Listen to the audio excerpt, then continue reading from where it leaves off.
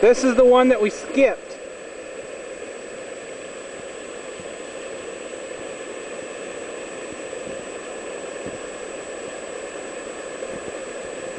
About a mile from Clariette.